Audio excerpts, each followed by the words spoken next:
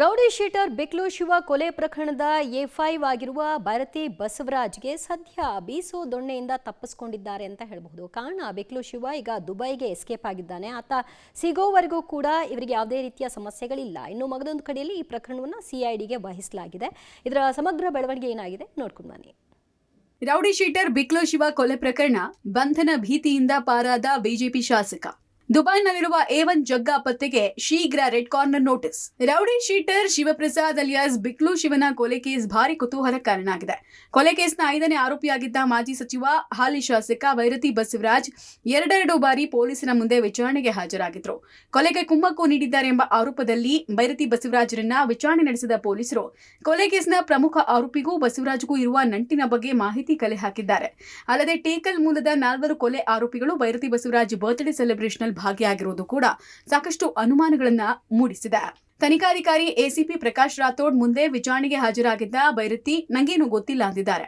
ಜಗದೀಶ್ ಜೊತೆಗಿನ ನಂಟಿನ ಬಗ್ಗೆ ಪ್ರಶ್ನೆಗಳನ್ನ ಮುಂದಿಟ್ಟರು ಕೂಡ ಕೊಲೆ ಆರೋಪಿಗಳಿಗೂ ಕೊಲೆಗೂ ತಮಗೂ ಯಾವುದೇ ಸಂಬಂಧ ಇಲ್ಲ ಅಂತ ಭೈರತಿ ಬಸವರಾಜ್ ಆರೋಪಗಳನ್ನೆಲ್ಲ ತಳ್ಳಿ ಹಾಕಿದ್ದಾರೆ. ಆದರೆ ಭೈರತಿ ಬಸವರಾಜ್ A1 ಜಗ್ಗನಿಗೂ ನೇರ ಸಂಪರ್ಕ ಇತ್ತು.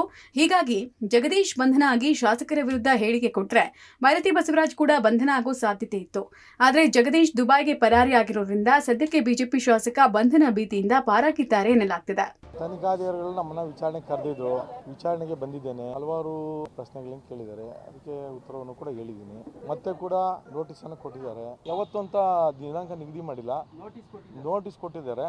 ಯಾವತ್ತು ಕರೆದಾಗ ಬರಬೇಕು ಅಂತ ಫೋನ್ ಮುಖೇನ ಕರಿತೀವಿ ಅಂತ ಹೇಳಿದ್ದಾರೆ. ಫೋನ್ ಮುಖೇನ ಯಾವತ್ತು ಕರೀತಾರೋ ಅವತ್ತು ಖಂಡಿತವಾಗಿ ಬರ್ತೀನಿ, ಸಹಕಾರ ಕೊಡ್ತೀನಿ. ನನಗೂ ಈ ಪ್ರಕರಣಕ್ಕೂ ಸಂಬಂಧ. ಬಿಕ್ಲು ಶಿವನ ಕೊಲೆ ಪ್ರಕರಣ ಸಂಬಂಧ ಭೈರತಿ ಬಸವರಾಜ್ ಸದ್ಯಕ್ಕೆ ಬೀಸೋ ದೊಣ್ಣೆಯಿಂದ ಪಾರಾಗಿದ್ದಾರೆ ಅನ್ನೋ ಮಾಹಿತಿಗಳು ಕೇಳಿಬರ್ತಿದೆ. ಕಾರಣ ಇಷ್ಟೇ, ಪ್ರಕರಣದ A1 ಆರೋಪಿಯಾದಂತಹ ಜಗ್ಗನ ವಿಚಾರಣೆಯನ್ನು ನಡೆಸಬೇಕು. ಜಗ್ಗ ಇನ್ನೂ ಕೂಡ ಸಿಕ್ಕಿಲ್ಲ.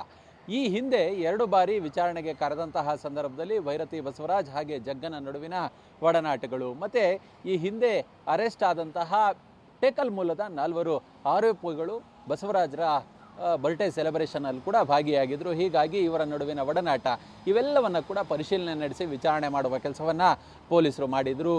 2 ಬಾರಿ ವಿಚಾರಣೆ ನಡೆಸಿದ್ರು ಕೂಡ ಇನ್ನೂ ಭೈರತಿ ಬಸವರಾಜ್ಗೆ ಎಲ್ಲೋ ಒಂದು ಕಡೆ ಒಂದಷ್ಟು ಆತಂಕ ಇದ್ದೇ ಇದೆ. ಕಾರಣ ಇನ್ನೂ ಕೂಡ A1 ಆರೋಪಿ ಸಿಕ್ಕಿಲ್ಲ ಅನ್ನೋದು. ಕೊಲೆ ಕೇಸ್ನ A1 ಜಗ್ಗನ ಪತ್ತೆಗೆ ನಾನಾ ದಾರಿಗಳನ್ನ ಹುಡುಕ್ತಾ ಇದ್ದು ಆತ ದುಬೈಗೆ ಎಸ್ಕೇಪ್ ಆಗಿರೋದನ್ನ ಕನ್ಫರ್ಮ್ ಮಾಡ್ಕೊಂಡಿರುವ ಪೊಲೀಸರು ಆತ ಇನ್ನೂ ಕೂಡ ದುಬೈನಲ್ಲಿದ್ದಾನಾ ಅಥವಾ ಬೇರೆ ದೇಶಕ್ಕೆ ಎಸ್ಕೇಪ್ ಆಗಿದ್ದಾನಾ ಎಂಬ ಬಗ್ಗೆ ಪರಿಶೀಲನೆ ನಡೆಸುತ್ತಿದ್ದಾರೆ. ಹಾಗೆ ಆರೋಪಿ ಹೊರ ದೇಶದಲ್ಲಿ ಇರೋದ್ರಿಂದ ಆತನ ಪತ್ತೆಗೆ ರೆಡ್ ಕಾರ್ನರ್ ನೋಟಿಸ್ ಕೂಡ ಜಾರಿ ಮಾಡೋಕೆ ಸಿದ್ಧತೆ ನಡೆಸುತ್ತಿದ್ದಾರೆ. ಹೀಗಾಗಿ ಭೈರತಿ ಬಸವರಾಜ್ಗೆ ಬಂಧನವು ಜಗ್ಗನ ಹೇಳಿಕೆ ಮೇಲೆ ನಿಂತಿದೆ. A1 ಆರೋಪಿ ಜಗ್ಗ ಸಿಗುವ ತನಕ ಜಗ್ಗನ ಹೇಳಿಕೆಯಲ್ಲಿ ಏನಾದರೂ ವ್ಯತಿರಿಕ್ತವಾಗಿ ಇವರ ರೋಲ್ ಇದೆ ಅಂತ ಏನಾದರೂ ಕಂಡುಬಂದಂತಹ ಸಂದರ್ಭದಲ್ಲಿ ಅದು ಭೈರತಿ ಬಸವರಾಜ್ಗೆ ಮುಳುವಾಗುವ ಸಾಧ್ಯತೆ ಹೆಚ್ಚಿದೆ. ಕ್ಯಾಮ್ರಾ ಪರ್ಸನ್ ರಾಜು ಜೊತೆ ನರಸಿಂಹಮೂರ್ತಿ, ಪಬ್ಲಿಕ್ ಟಿವಿ.